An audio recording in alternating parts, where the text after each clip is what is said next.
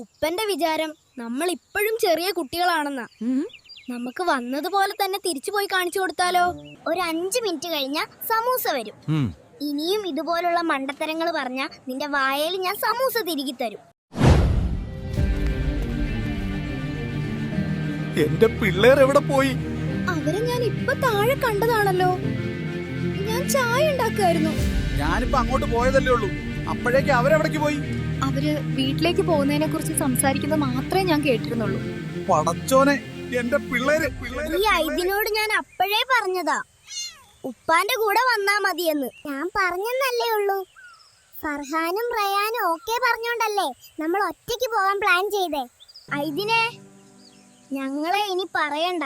എന്നാ നിനക്ക് തിരിച്ചു പോകാനുള്ള വഴി അറിയാന്ന് പറഞ്ഞോണ്ടാ ഞങ്ങൾ കൂടെ കൂടിയേ. ശരിയാ റയാനെ, ഇപ്പം വീട്ടിലേക്കുള്ള വഴിയും മനസ്സിലാവുന്നില്ല, തിരിച്ചു പോവാനുള്ള വഴിയും മനസ്സിലാവുന്നില്ല. എല്ലാരും നോക്കടാ, ഒരു ഐസ്ക്രീം വണ്ടി. നല്ല അടിപൊളി വണ്ടി. നമുക്കിതിലെ ഡ്രൈവറോട് ചോദിച്ചു നോക്കാം വീട്ടിലേക്കുള്ള വഴി. കണ്ണൻ വണ്ടി. കണ്ണൻ ഐസ്ക്രീം വിൽക്കുന്ന ഇച്ചയുടെ പേരാവുമല്ലേ?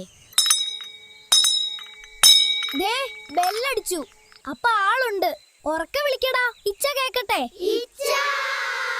എന്താ കുട്ടികളെ, ഐസ്ക്രീം വേണോ? നല്ല ചൂടുള്ള ഐസ്ക്രീം. ഐസ്ക്രീം വേണ്ട ഇച്ച, ഞങ്ങൾക്ക് വഴി തെറ്റി. ഇവിടുന്ന് എരവിൽ റോഡിലേക്കുള്ള വഴി പറഞ്ഞു തരാവോ? എരവിൽ റോഡല്ലേ? എനിക്കറിയാം. നിങ്ങൾ പേടിക്കണ്ട, നല്ല ആളുടെ അടുത്ത് തന്നെയാണ് നിങ്ങൾ എത്തിയത്.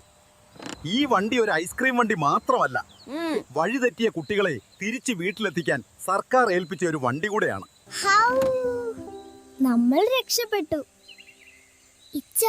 ഇച്ചന്റെ പേരാണോ കണ്ണൻ?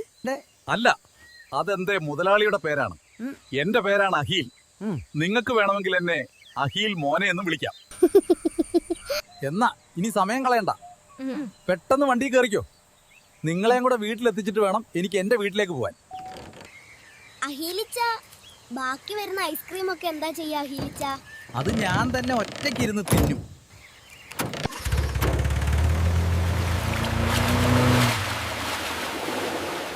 കാക്കാ, ഇതിലൂടെ എന്റെ 4 പിള്ളേര് പോകുന്നത് കണ്ടോ? അത് ശരി, അത് നിങ്ങളുടെ പിള്ളേരാണല്ലേ?